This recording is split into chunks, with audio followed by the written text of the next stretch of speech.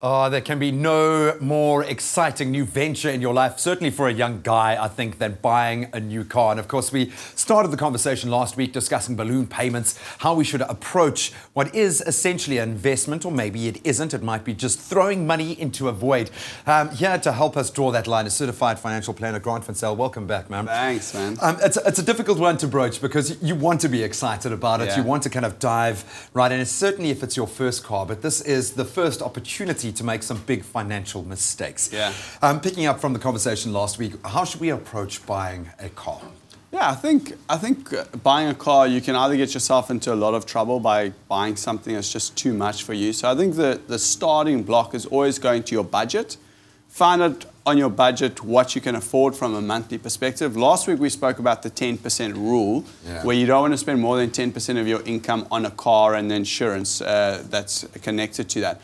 But you really, once you've understood the amount that you can afford on a car, you will then understand the car brackets that you're going to be able to afford and fall into.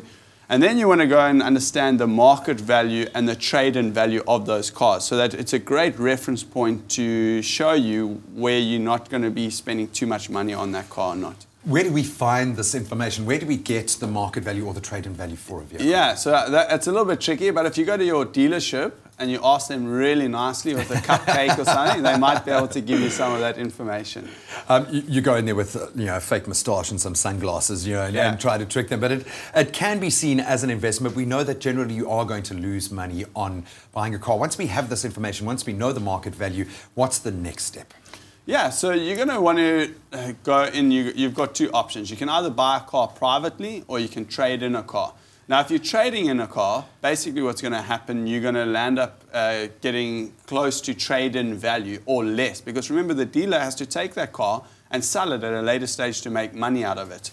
Whereas if you go and sell that car privately, it obviously comes with its own issues behind the scene, but at least you're going to get closer to the market-related value at the end of the day. Is one approach better than the other? How should we look at that? Because I think there are a lot of people out there with their current vehicle thinking, well, should I go and do it, bite the bullet, sell it? How much am I going to lose on the trade? And what would you say for a first-time kind of a young person starting out in their financial journey? What is a better option, do you think? So a trade-in is really convenient, but obviously you're going to make less money on the deal.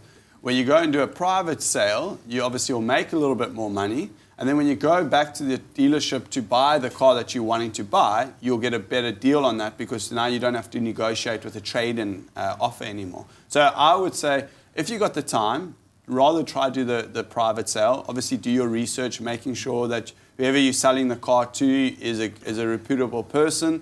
And on top of that, you're selling it at as close to market value as possible and not trade value. Otherwise, you're defeating the point. The whole point. Okay, we're going to get into the ins and outs of buying a second-hand car as well. But we'd love to hear your thoughts, maybe pose your questions to Grant to 083 9133 728. We're talking about buying a new car.